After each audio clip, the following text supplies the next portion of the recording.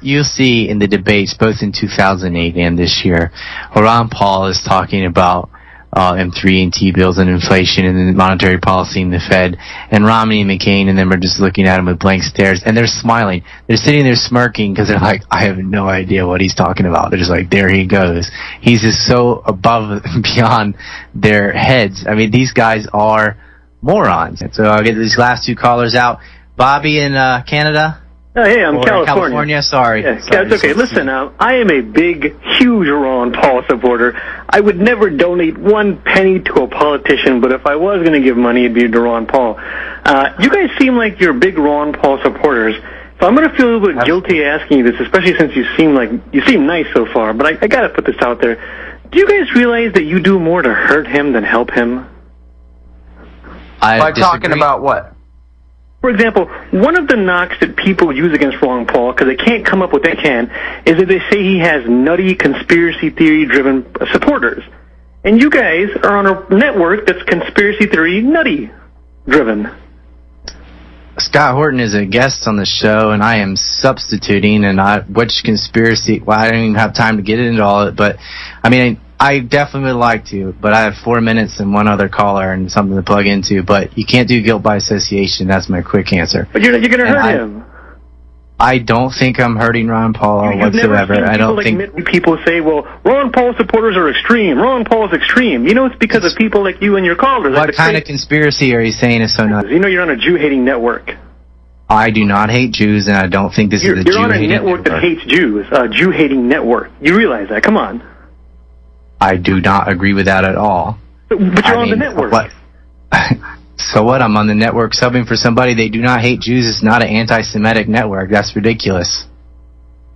Sorry. I mean, that's ridiculous. I bash on Israel because of the policies, and it has nothing to do with Jewish people or religion or anything. I mean, that's just stupid. I've heard people on the show say, like, the hell with the Jews. They're taking over the world. They control the media. Come on, man. This is guilt by association. Again, and this isn't my show.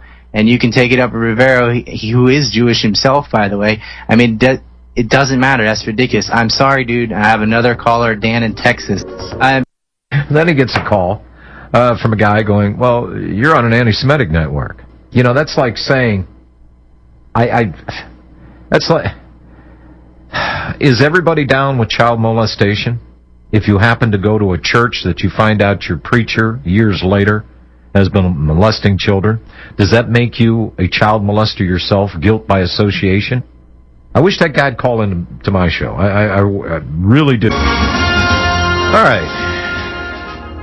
Bobby in California. Hello, Bobby. Bobby, you there? Yes. Hi, John. Hi.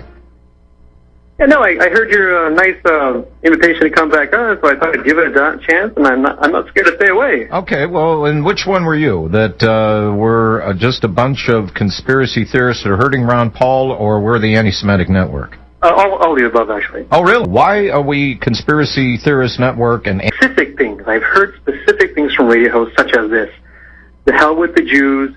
The Jews control the media, politics, they're the starters of every war, and they want to take over the world. Pretty much true. I mean, okay, says you. Do you not at least understand why I think that you guys are anti-Jewish or conspiracy theory-driven? Well, and unless you're really listening, and if you're paying attention to what we're saying, and then you do your own research, you would see the reason why that's being said. So it's okay to say the hell with the Jews?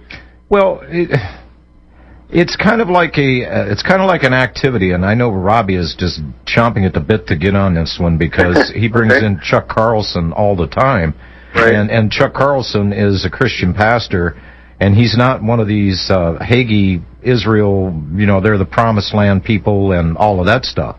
If you really follow the history of Israel, or better still, what I have taken my cue from is the Torah-believing conservative Jews that don't want to hijack the world, don't own the medias, don't really care about doing anything but doing some business and keeping unto themselves. Right. They're part of no plot or conspiracy to overthrow the world. Right. But the Arabs don't own Hollywood, okay? Yeah, Okay. if you check on who owns the media and who runs it, who really has carte blanche and what say goes in Washington, and looking at the start of communism, starting at the look of how Zionism got cranked up, If you look at all, and world banking as well, let me not drop that off of the plate. If you look at who is behind this, it is, and Robbie, any disagreement here from my shotgun rider here, is basically Jews. Okay. No, and they are pretty outspoken about their influence in Hollywood.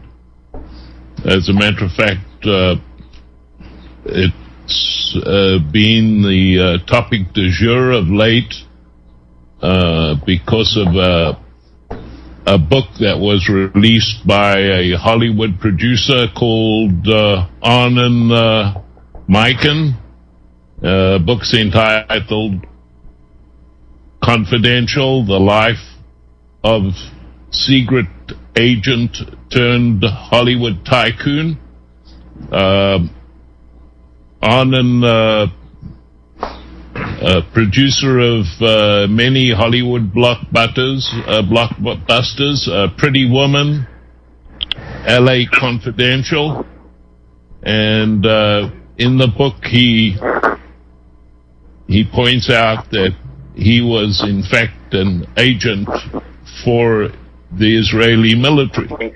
One of the things that people who believe in, I know you don't agree with my terminology, in what I call conspiracy theories, is that they pick and choose what they want to go by. So you can list 10,000 authors who give you 10,000 reasons about why the Jews are taking over the world and how they're doing it, but you ignore the other people who disagree with that. Okay, and who are the people that are disagreeing? It's either the people that have not educated themselves on what we're talking about, or it's one of them. So is it always that simple? It's either they know or they don't know? No, Bobby, I don't know. I can't answer for everybody out there that thinks this way, but I don't know where they get their information. Let's ask you hypothetical. Let's say you are correct, okay, and that the Jews control all of the media, and they control all of politics, and they're trying to take over the world, and they are the cause for a lot of the wars, and they're to blame for fill in the blank. Whatever you say, let's say I said you were right. They have that much power, and they still haven't had a Jewish president. They still haven't taken over the world. Where's all their power? What happened? They don't. Why do you need to install a Jew as president when you got Joe Biden, when you got other people up on the Hill that are doing the bidding? And let me say this: I've been after a number of people on the network for years. Qualify, because what was being invited in is the Fed-backed neo-Nazi groups. And then, Robbie, the subversive groups, you got to have the opposition going, and when you find out the opposition is really controlled by those that truly are the opposition. Let's move on here. Steve in Florida. Hello.